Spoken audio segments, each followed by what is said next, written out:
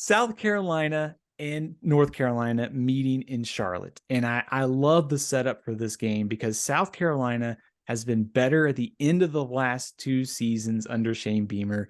They have a chance to get started off on a high note here against North Carolina. Two great quarterbacks, Drake Maye, Spencer Rattler. The changes at North Carolina, no idea if Tez Walker is going to play.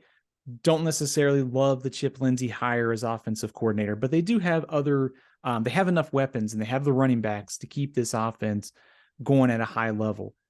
Dow Loggins working with Spencer Rattler. No idea what to expect. But if I'm South Carolina, I'm putting the ball in Spencer Rattler's hands because you have a thin group of running backs. Your best weapons are at receiver, and you have some question marks along the offensive line. So I think this is going to be a very, high-scoring game.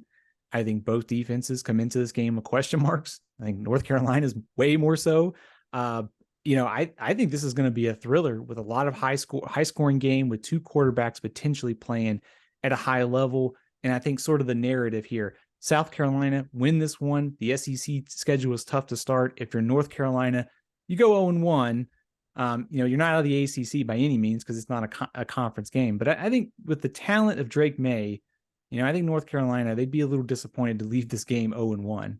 So I think there's like Florida, for example, has a tougher opponent with Utah in week number 1. No one expects them to win that game. In fact, the only reason the point spread was what it was is because injuries for Utah.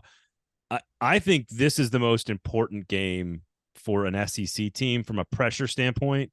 I think Spencer Rattler coming off such a good final month of the year where everyone felt like it settled in and he figured it out. And Satterfield, the former OC, had sort of simplified the offense and the pre-snap reads, and he sort of just let him play. If you cannot find success, move the football, and score points against North Carolina's defense with the schedule that South Carolina has coming up, which includes just in the first month, like Tennessee, Georgia, and Mississippi State, this schedule is nasty for South Carolina.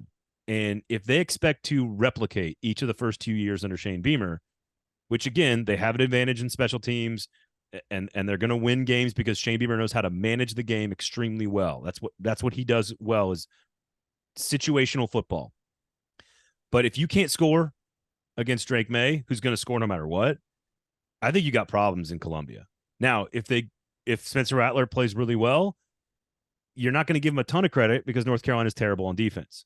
But it's something that you have to do. So it's almost like whereas Florida has nothing but house money if they play well against Utah, South Carolina almost on offense in particular with a bad offensive line or at least an offensive line that's looking to improve, that they almost have like the pressure is on them to achieve because if they do not, it's the opposite of house money, right? Like they are expected to put up a lot of points. I think they will. I think they're going to.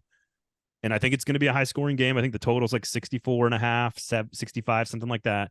So Vegas is telling you 35-30, 2-point spread. It's somewhere in there. I think North Carolina wins, and I think it's because South Carolina doesn't score in the end.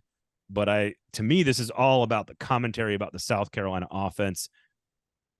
And I guess, in theory, if North Carolina plays well on defense, it could be a commentary about maybe growth on that side of the ball. But I don't know. That to me is going to be less of the storyline than Spencer Rattler on national television, where this is the game of the night on Saturday night. Everyone's watching that quarterback for South Carolina. Is it fair to say that there's maybe a little bit more pressure here on South Carolina, given the fact that, the SEC slate coming up? If North, like I said, it's not a conference game, so it doesn't really matter for both teams. But I think, if you're South Carolina with that schedule you have coming up, like they've gotten hot at the end of the year.